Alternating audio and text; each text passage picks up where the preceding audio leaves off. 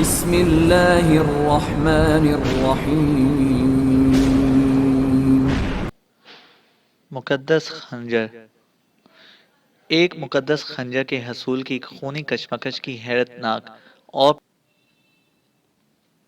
واقعات اتنے پراسرار اور نہ سمجھ میں آنے والے ہوں تو انسان اپنے سائے سے بھی خوف زدہ ہو جاتا ہے۔ پھر میں نے اپنی داستان میں کہیں یہ دعویٰ نہیں کیا کہ میں ذہنی طور پر ایک بہت ہی طاقتور یا مارشل آرٹس کا ماہر یا کسی ایسے شعبے سے منسلک انسان رہا ہوں جس میں لاتعداد خوفناک مہمات سے واسطہ پڑتا رہا ہو۔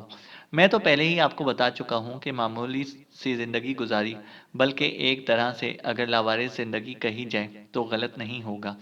بھلا رشتوں کے بغیر بھی کہیں کسی بہتر زندگی کا تصور کیا جا سکتا ہے؟ ہر انسان کو اپنی زندگی میں سہارے درکار ہوتے ہیں اور یہ سہارے ہی اس کے لیے اہمیت کے حامل ہوتے ہیں۔ بہرحال میں ہمیشہ ہی اپنے آپ کو ایک کمزور سی ہستی محسوس کرتا رہا ہوں۔ حویلی والوں نے مجھے اپنے درمیان سے نکال دیا، حالانکہ ان کے لیے میں کبھی بھی ذرہ رساں ثابت نہ ہوا ہوتا۔ یہ ان کی تنگ نظری اور تنگ دلی تھی کہ وہ اپنے درمیان مجھے قبول نہ کر سکے، اور یوں زمانے کی ٹھوکریں کھاتا ہوا اب میں اس فلیٹ میں تنہا آ پہنچا تھا۔ یہاں بھی اگر یہ ملازم نہ ہوتا تو گزرے ہوئے واقعات مجھے اس قدر خوفزدہ کرتے کہ شاید میں اعصابی طور پر اپنے آپ پر قابو پا نہ سکتا۔ لیکن بہرحال بیچارہ فہیم میرے لیے بہت کارآمد تھا۔ پھر مجھے بھوک لگی تو میں نے کھانا کھا لیا۔ نہ ہمایوں کا کوئی ٹیلی فون آیا تھا، نہ ہی سرفراز نے کوئی رابطہ قائم کیا تھا، اور جب مجھے یہ یقین ہو گیا کہ اب ان میں سے کوئی نہیں آئے گا تو میں نے فہیم سے کہا، تم نے کھانا کھا لیا؟ جی صاحب، میرا خیال ہے اب ان لوگوں میں سے کوئی نہیں آئے گا۔ جی صاحب، میرا بھی یہی خیال ہے۔ تو پھر کیوں نہ آرام کی تیاری کی جائے؟ صاحب جیسا آپ حکم دیں۔ ٹھیک ہے، دروازے وغیرہ احتیاط سے بند کر دو، اور اب میں سونا چاہتا ہوں۔ ایسا کرو کہ ٹیلی فون کی بیل بند کر کے اسے اپنے پاس ہی رکھ لو۔ جب تک تم جاگ رہے ہو جاگتے رہو، اب اگر ٹیلی فون آئے تو کہہ دینا کہ میں سو گیا ہوں۔ ٹھیک ہے صاحب، فہیم نے کہا اور میری ہدایت کے مطابق عمل کر کے وہاں سے چلا گیا۔ میں نے کمرے کا دروازہ اندر سے بند کر لیا تھا۔ نیند تو خیر ابھی کیا ہی آتی، وہ چرمی کتاب ذہن پر ڈنک مار رہی تھی۔ چنانچہ دروازہ بند کر کے ٹیبل لیمپ روشن کیا اور پھر اس پراسرار کتاب کو بغور دیکھنے لگا۔ تمام تر حالات کے باوجود اپنے اعصاب پر قابو پانے کا یہ حوصلہ وقت نے ہی مجھے بخشا تھا، ورنہ ملک اعجاز کی لاش کی جو کیفیت تھی اس کا تصور کر کے ہی دل پر ایک عجیب سی ہیبت طاری ہو جاتی تھی۔ کیا بھیانک انداز میں قتل کیا گیا تھا، اور دلچسپ بات یہ تھی کہ کاظمی صاحب کا قتل بھی بالکل اسی انداز میں ہوا تھا۔ اب کم از کم مجھے بہت سے خدشات اور خیالات ذہن سے نکل گئے تھے۔ بہرحال چرمی کتاب کو بمشکل تمام کھولا۔ یوں محسوس ہو رہا تھا جیسے موم جامہ سے اس کتاب کو مکمل طریقے سے پیک کیا گیا ہو۔ اندر سے میری توقع کے مطابق ایک انتہائی خوبصورت جلد کی کتاب نکلی، اور اس کے اوراق بہت زیادہ نہیں تھے، لیکن یہ کاغذ کی بجائے کسی جانور کی کھال کی جھلی پر لکھے گئے تھے، اور بڑی نفاست سے ان کی تراش کی گئی تھی۔ اوراق پر براؤن رنگ کی سیاہی سے نقوش بنے ہوئے تھے، اور ایسے ٹیڑے میڑے نقوش تھے کہ کچھ سمجھ میں نہیں آ رہا تھا۔ میں نے ایک ٹھنڈی سانس لی تو میں تو سمجھا تھا کہ اس کتاب سے مجھے کوئی خاص بات معلوم ہو سکے گی، کچھ پتہ چل سکے گا، لیکن شروع سے لے کر آخر تک کتاب کے اوراق پر ویسی ہی ٹیڑھی میڑھی لکیریں بنی ہوئی تھیں۔ آہ، کاش زندگی کے کسی ایسے شعبے سے تعلق ہوتا جس میں ایسے واقعات کا سامنا کرنا پڑ سکتا تو آج اس کیفیت کا شکار نہ ہوتا۔ لیکن کیا کیا جاتا، کبھی کبھی زندگی اچانک ہی ایسے موڑ اختیار کر لیتی ہے کہ بات سمجھ میں نہ آئے۔ غرض یہ کہ ایک لفظ بھی پلے نہ پڑ سکا، اور میں نے ایک ٹھنڈی سانس لے کر کتاب بند کر دی، اور اس کے بعد اسے تکیے کے نیچے ہی رکھ لیا۔ بہت پراسرار صورتحال تھی۔ پھر کافی دیر تک میں جاگتا رہا۔ میں نے سوچا ان تمام چکروں سے نکل کر زندگی کو کوئی عملی شکل دی جائے۔ انہی سوچوں میں نہ جانے کب نیند آ گئی، اور پھر صبح کو اس وقت آنکھ کھلی جب دروازہ زور زور سے بجایا جا رہا تھا۔ میں چونک کر دروازے کی جانب دیکھا۔ کچھ لمحے تو کوئی بات سمجھ میں نہیں آئی، لیکن پھر اچانک ہی اچھل پڑا۔ آگے بڑھ کر دروازہ کھولا تو ہمایوں اور سرفراز ساتھ نظر آئے۔ دونوں نے مجھے دیکھ کر گہری گہری سانسیں لی۔ سرفراز کہنے لگا، خدا کا شکر ہے کہ مجھے ایک اور دلدوز سانحے کا سامنا نہیں کرنا پڑا۔ کیا مطلب؟ میں نے مدھم سی مسکراہٹ کے ساتھ پوچھا۔ ہم تو سمجھے تھے کہ تم بھی اللہ کو پیارے ہو گئے، سرفراز مسخرے پن سے بولا، پھر کہنے لگا، فہیم ناشتہ تیار کر چکا ہے؟ ہم لوگ تو سوچ رہے تھے کہ تم ناشتے وغیرہ سے فراغت حاصل کر کے ہم پر لاحول پڑ رہے ہوگے، لیکن شکر ہے کہ تم نے ابھی تک ناشتہ نہیں کیا۔ اب جاؤ ذرا اور اپنی بوتھی کو پانی میں ڈبو کر یہ آنکھوں کی غلاظت وغیرہ صاف کر لو اور ناشتے کی ٹیبل پر پہنچ جاؤ، باقی باتیں وہیں ہوں گی۔ میں نے مسکرا کر گردن ہلائی اور غسل خانے کی جانب بڑھ گیا۔ پھر کچھ دیر کے بعد ہم ناشتے کی میز پر بیٹھے ہوئے تھے اور فہیم ہمارے سامنے ناشتہ لگا رہا تھا۔ ہمایوں کے چہرے پر کچھ عجیب سے آثار تھے۔ سرفراز البتہ تمام باتوں سے بے نیاز تیزی سے ناشتہ کرنے میں مصروف تھا۔ چائے کے گھونٹ لیتے ہوئے اس نے کہا، بات اصل میں یہ ہے کہ جب تک میرا معدہ خالی ہوتا ہے میں کام کی کوئی بات کر ہی نہیں سکتا، اور یقین کرو رات بھر سو کر صبح کو آنکھ کھلتی ہے تو میں صرف ناشتے کا انتظار کرتا ہوں، اس کے علاوہ جینے کا اور کوئی مزہ مجھے حاصل نہیں ہوتا۔ ہمایوں ہنستا ہوا بولا، یہ شخص بڑا پیٹو ہے، ابھی تمہارے ساتھ کوئی نشست نہیں ہوئی اس کی، لیکن ذرا کبھی اس کا صحیح طریقے سے کھانا پینا دیکھو، خدا کی پناہ دیکھنے والے دیکھتے ہی رہ جاتے ہیں، ویسے پولیس والوں کی صحیح عکاسی کرتا ہے یہ۔ چلو خیر، اب یہ ساری باتیں تو ہو گئیں، ایک بری خبر سنو، سرفراز نے کہا اور میں چونک کر اسے دیکھنے لگا۔ بری خبر؟ ہاں۔ کیا؟ ملک اعجاز کو قتل کر دیا گیا ہے۔ ایک لمحے کے لیے میرا ہاتھ لرز کر رہ گیا۔ میں نے تعجب بھری نگاہوں سے سرفراز کو دیکھا اور بولا، قتل کر دیا گیا ہے؟ ہاں، بالکل اسی طرح جیسے کاظمی کو قتل کیا گیا تھا۔ میں نے آنکھیں بند کر کے گردن جھکا لی اور سرفراز اور ہمایوں میرے چہرے کو غور سے دیکھنے لگے۔ پھر ہمایوں نے کہا، تم پر شاید اس کا بہت زیادہ اثر ہوا ہے۔ پہلے یہ بتاؤ سرفراز کہ تمہیں اس قتل کے بارے میں کیسے معلوم ہوا؟ صبح کو میں وہاں گیا تھا۔ کہاں؟ اسی ابراہیم ناسا کی حویلی۔ وجہ؟ بس میں تمہیں بتا چکا ہوں کہ زرگام کاظمی کے قتل کی تفتیش میرے ہی سپرد ہے۔ میں اپنے افسر اعلیٰ کے ساتھ اس عمارت میں گیا تھا کیونکہ میں نے اپنے افسر کو کچھ ایسی معلومات فراہم کی تھیں جو ابراہیم ناسا کی حویلی سے متعلق تھیں۔ اصل میں بڑی ترکیب کے ساتھ میں اپنا کام کر رہا ہوں۔ بات یہ ہے کہ بہت سے معاملات کسی کو بھی ملوث کیا جا سکتا ہے۔ میں یہ چاہتا ہوں کہ کسی بھی شکل میں تمہارا نام کسی غلط حیثیت سے اعلیٰ حکام کے سامنے نہ آ سکے۔ میں نے سرفراز کو بغور دیکھا اور کہا، لیکن اپنی اس بدقسمتی کو میں کیا کروں؟ سرفراز کے بار بار میرا نام اس سلسلے میں شامل ہو رہا ہے، میں نے کہا۔ سرفراز نے چونک کر مجھے دیکھا۔ ہمایوں کے ہونٹوں پر خفیف سی مسکراہٹ نظر آئی۔ پھر سرفراز آہستہ سے بولا، کیا مطلب؟ اعجاز کے قتل کے بارے میں تم کچھ جانتے ہو؟ سرفراز، یہ بات تو میں تمہیں بتا چکا ہوں کہ ایک پراسرار حسینہ نے مجھے یہ وارننگ دی تھی کہ ملک اعجاز سے کہوں کہ وہ صندوقچہ واپس اس جگہ پر پہنچا دے جہاں سے اس نے اسے حاصل کیا ہے، ورنہ نقصان اٹھائے گا۔ وہ دوہری چال چل رہا ہے۔ ملک اعجاز نے اس سلسلے میں ہم سے کوئی تعاون نہیں کیا، بلکہ اس نے خود ہمیں طلب کرنے کے بعد جو کہانی سنائی تھی شاید وہ بھی غلط تھی۔ اس کا یہ کہنا بالکل غلط تھا کہ اس وقت اس صندوقچے میں ہیرے نہیں تھے جب اس نے اسے لاکر میں سے نکالا۔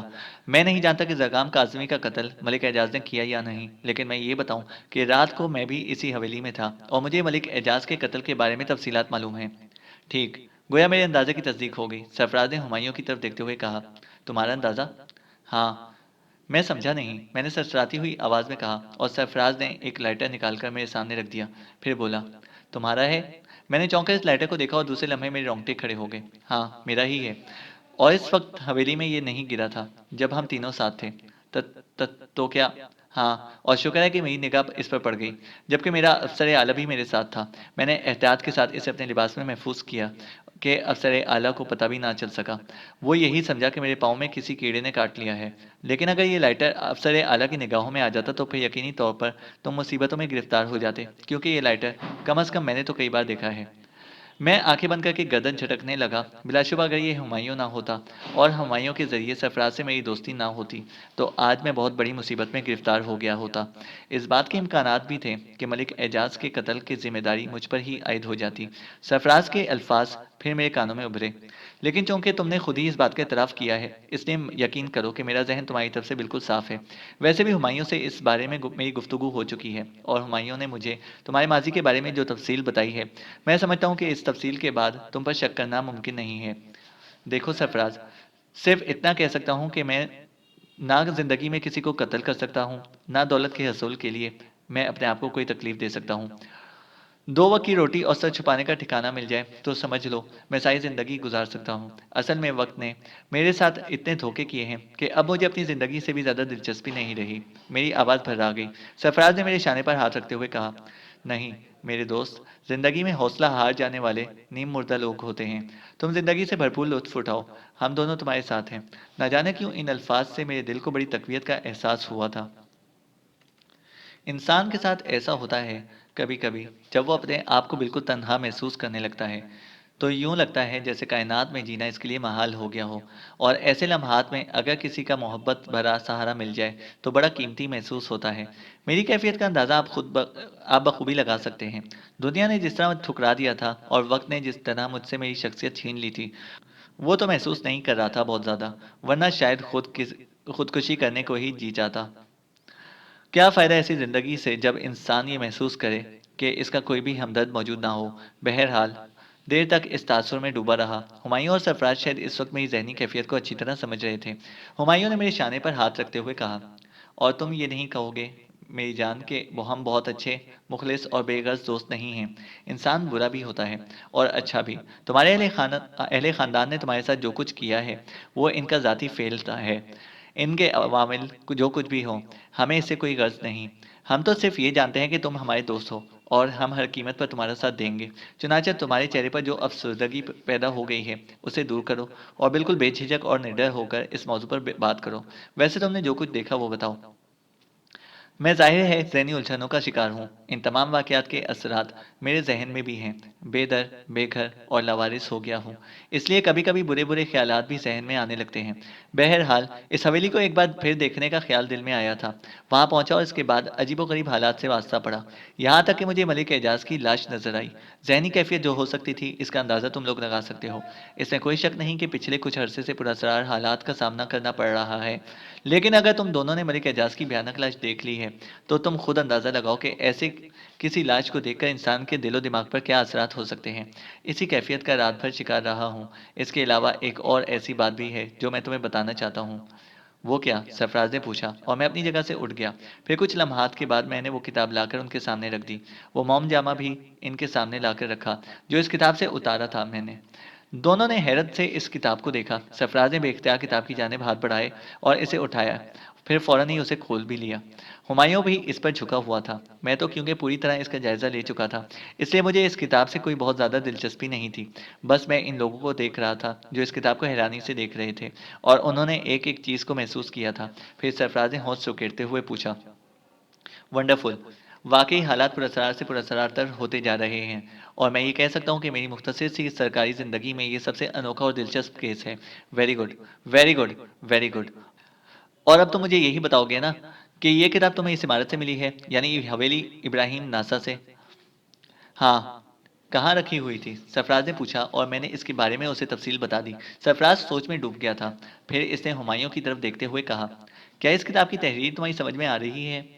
میرے لیے تو یہ سمجھنا ہی ممکن نہیں ہے کہ یہ کوئی تحریر بھی ہے یا نہیں۔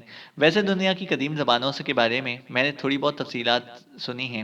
بالکل یوں سمجھ لو کہ پہلا اتفاق ہے زندگی میں کہ ایک ایسی اجنبی اور نامانوس تحریر دیکھ رہا ہوں جس کی بناوٹ تک میری سمجھ میں نہیں آ رہی۔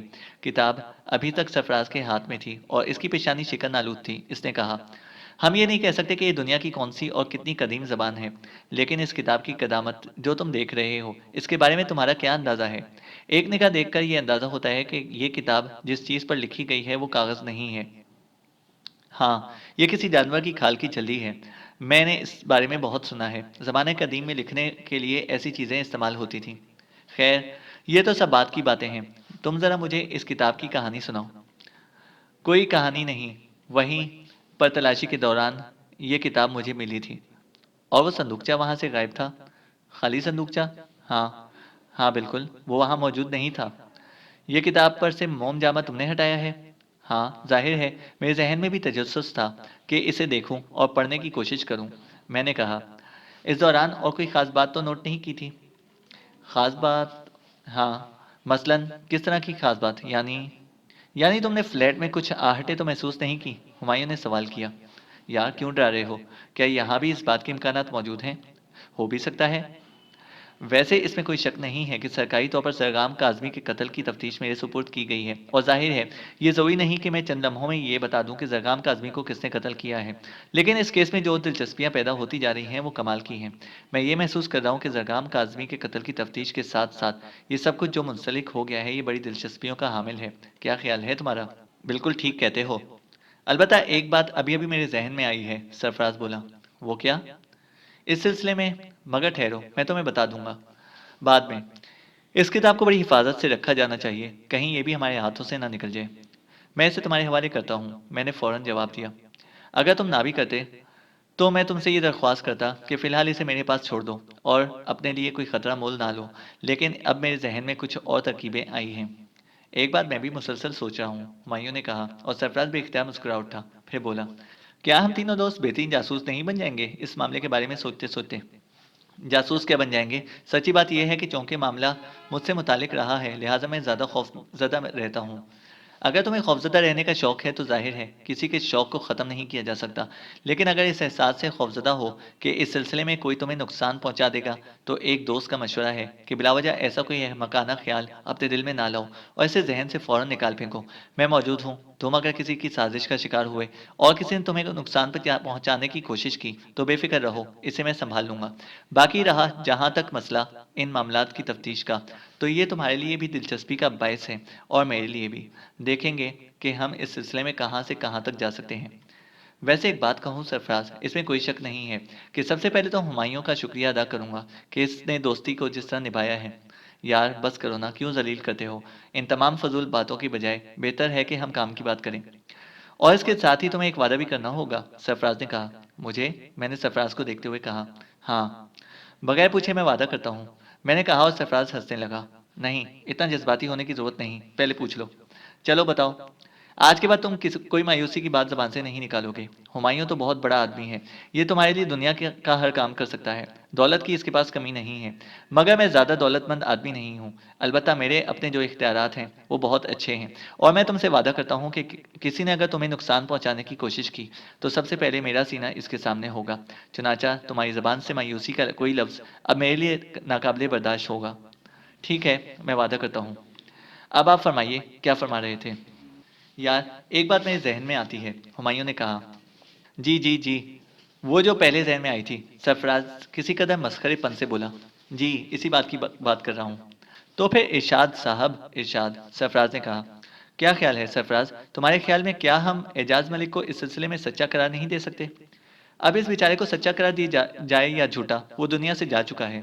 نہیں، میرا مطلب ہے کہ اس سلسلے میں تفتیش تو جاری رہے نا؟ ہاں ہے۔ اور وہ ہیرے کہیں نہ کہیں ضرور موجود ہوں گے، ہونے چاہیے۔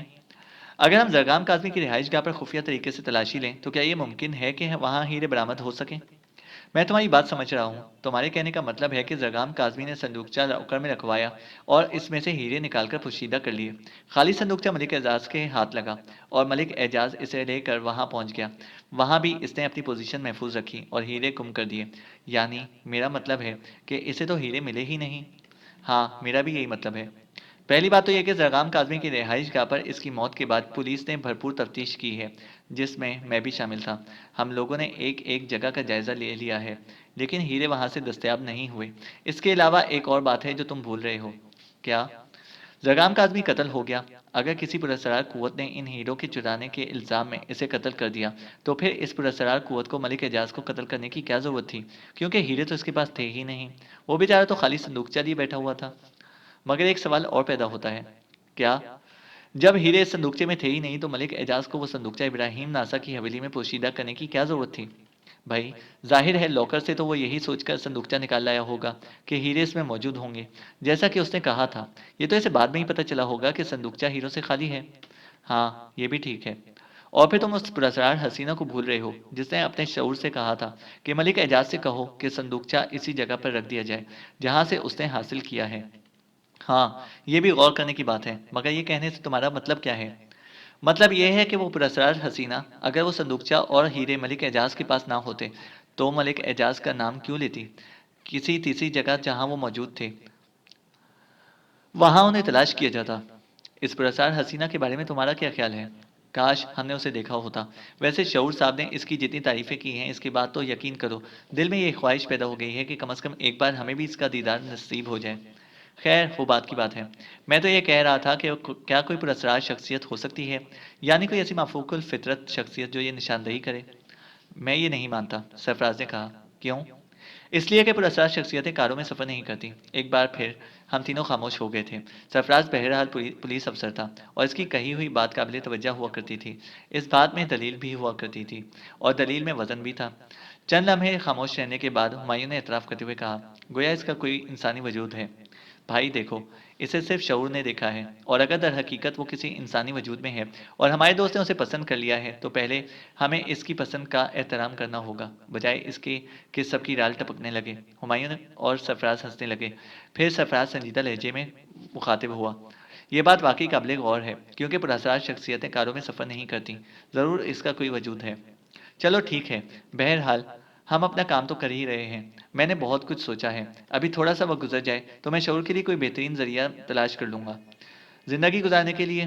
باقی رہا جہاں تک ہیروں کا تعلق، تو بھائی ایسے ہیرے ہمیں نہیں چاہیے جن کی وجہ سے گردنیں اڑ رہی ہیں۔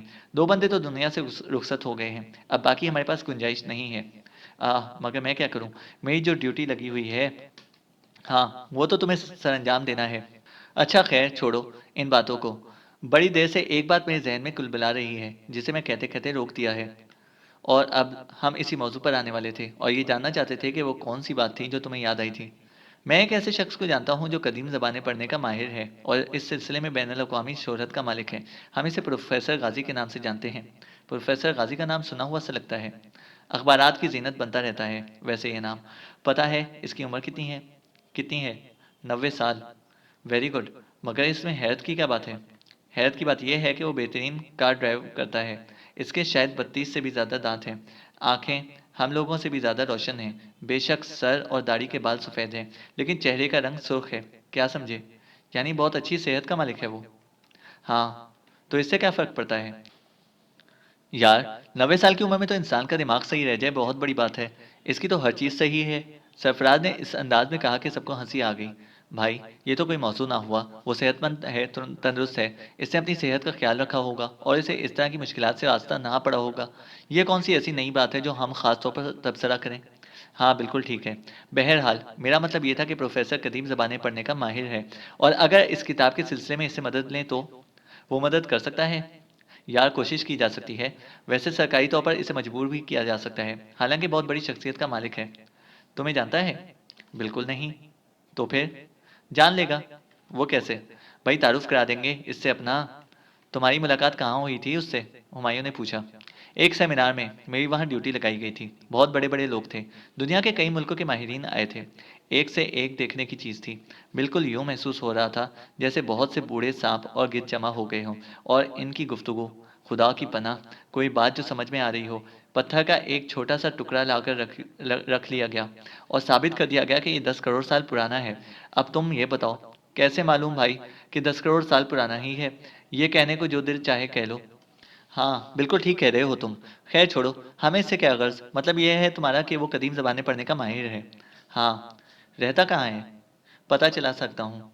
اوکے، پھر ہم یہی کرتے ہیں کہ اس کتاب کی تحریر اس سے پڑھواتے ہیں۔ دیکھو ایک مشغلہ بھی ہے، ویسے میں جانتا ہوں کہ تم لوگ اپنے طور پر مصروف ہو، لیکن میری تو یہ ڈیوٹی بھی ہے اور ذمہ داری بھی، چنانچہ میں یہ کر لیتا ہوں، کیا سمجھے؟ یعنی پہلے میں پروفیسر غازی کا پتہ لگاتا ہوں اور اس کے بعد یہ کتاب اسے دکھاتا ہوں۔ ہم لوگ کوشش کریں گے کہ اس کتاب کے بارے میں تفصیلات پروفیسر غازی سے معلوم ہو جائیں۔ ویسے یہ کتاب تم لوگ اگر اس وقت میرے پاس رہنے دو تو زیادہ مناسب ہے۔ خدا کے لیے اپنی زندگی خطرے میں مت ڈال لینا، تم ہمارے لیے بڑی قیمتی شخصیت ہو۔ نہیں، میرا خیال یہ ہے کہ یہ کتاب میری زندگی کی دشمن نہیں بن سکتی، سرفراز نے کہا، اور پھر ہمایوں سے بولا، کیا خیال ہے ہمایوں، چلیں؟ نہیں، اس وقت میں نہیں جاؤں گا، میں اپنے دوست کے پاس رہوں گا، تم جانا چاہو تو جا سکتے ہو۔ ٹھیک ہے، میں چلتا ہوں۔ کچھ دیر کے بعد سرفراز ہمارے پاس سے اڑ گیا، کتاب اس نے اپنی تحویل میں لے لی تھی۔ چینل کو سبسکرائب کریں اور بیل آئیکن کو پریس کریں تاکہ ہماری ہر اپڈیٹ آپ کو بر وقت مل سکے۔